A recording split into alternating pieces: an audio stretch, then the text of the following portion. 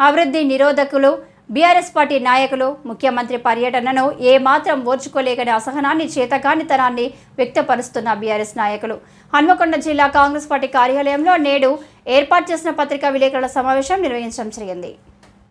ఈ సందర్భంగా జిల్లా గ్రంథాలయం సంస్థ మాజీ చైర్మన్ మొహమ్మద్ అజీజ్ ఖాన్ మాట్లాడుతూ హన్మకొండ జిల్లా అభివృద్ధిపై మొన్న గౌరవ ముఖ్యమంత్రి సమీక్ష నిర్వహించారు. గత ప్రభుత్వంలో ముఖ్యమంత్రి సమీక్షలు హైదరాబాద్ పరిమితం చేసేవారు, లేకుంటే తన ఫామ్ హౌస్ కే పరిమితం చేసేవారు.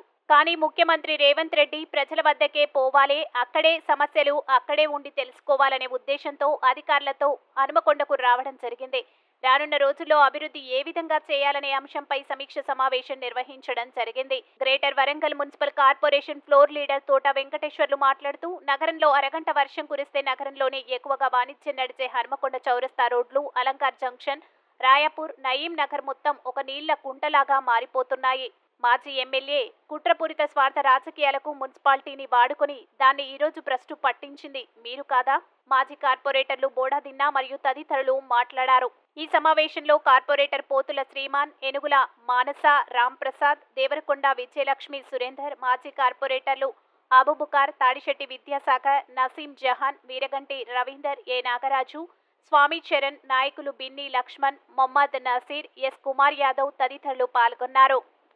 చూసి ఎమ్మెల్యే గారు రేవంత్ రెడ్డి గారు అభివృద్ధికి ఇంకా డిపిఆర్లు తీసుకొని రండి అని ఆహ్వానించి, నేను ఇంతెందుకు సాయన ఇక్కడ ఉన్న వాళ్ళందరూ 4 సార్లు మేము కలిసినామన్న సీఎం గారిని. ఏంటిది బ్రదర్ అంటే, అన్న మా వరంగల్కి ఈ సమస్య ఉన్నది, సెంటర్ జైలు తీసుకుపోయి పోలీసు వాళ్ళు, మన వరంగల్ సిటీలో ఉన్న పోలీసు వాళ్ళు ఖమ్మం పోయి ఒక దొంగను తీసుకొచ్చి కోర్టులో ప్రొడ్యూస్ చేసి మళ్ళీ ఆ దొంగనాడు వదిలిపెట్టి మళ్ళా తిరిగి రావాలి. ఒక్క కానిస్టేబుల్, ఒక ఏఎస్ఐ 4 సార్లు ఖమ్మం పోయేస్తా అంటే వారి కుటుంబం లేదా?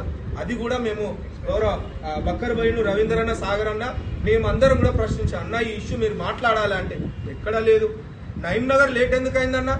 మొన్న గత వచ్చిన వర్షాలకు సరే 4 సంవత్సరాలు అంటే అప్పుడు ప్రభుత్వం లేదు, 9.5 సంవత్సరాలు, 9 సంవత్సరాలు సార్ తమరే చీఫ్ విప్ ఎమ్మెల్యే.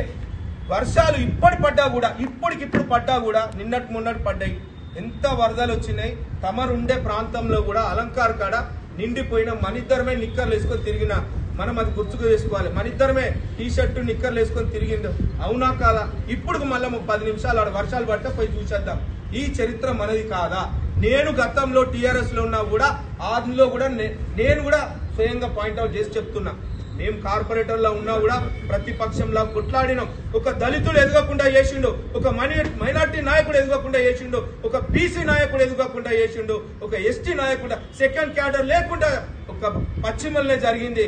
నేను దేనికంటే దానికి సవాల్ ఇస్తా. ఇంకొకటి చెప్పాలంటే అందరికీ తెలిసిన విషయమే, మొన్న శనివారం రోజు 29వ తారీఖు రోజు మన కాంగ్రెస్ పార్టీ నాయకుడు, పిసిసి అధ్యక్షుడు, ముఖ్యమంత్రి వర్యులు రేవంత్ రెడ్డి గారు వరంగల్లో సమీక్షా సమావేశం నిర్వహించి వరంగల్ అభివృద్ధి కొరకు పాటుపడాలి, ఉద్యోగులను సన్నద్ధం చేయాలి, ఒక వార్ ఫుటింగ్ బేసిస్తో విప్లవాత్మక మార్పు తీసుకురావాలని చెప్పి ఎన్నడూ లేని విధంగా వరంగల్కి వచ్చి సమీక్షించడం జరిగింది. గతంలో ముఖ్యమంత్రి వర్యులు, మాజీ ముఖ్యమంత్రులు కేసీఆర్ గారు సమీక్షలు హైదరాబాద్కే పరిమితం చేసేవారు, ఎర్రవెల్లి ఫామ్ హౌస్కే పరిమితం చేసేవారు.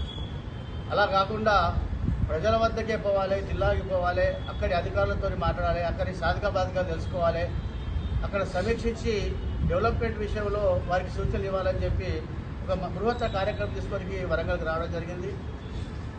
ఆ సమీక్ష సమావేశం అనంతరం సమీక్షలో కొన్ని ఇనాగ్రేషన్స్, కొన్ని ఇన్స్పెక్షన్స్, తర్వాత కలెక్టరేట్ ఆఫీసర్స్ అందరినీ అప్రమత్తం చేయడం, రానున్న రోజుల్లో అభివృద్ధి ఎలా జరగాలి అనే విషయంలో కట్టబెట్టుకుని నడిపించే ప్రయత్నం, తర్వాత ఇన్ఛార్జ్ మినిస్టర్లు 20 రోజులకు ఒకసారి సమీక్ష అభివృద్ధి ప్రయత్నం చేయాలని ఒక ఆలోచనతో ఒక విప్లవాత్మక నిర్ణయం తీసుకొని ఇక్కడ ఒక సమీక్ష చేయడం జరిగింది.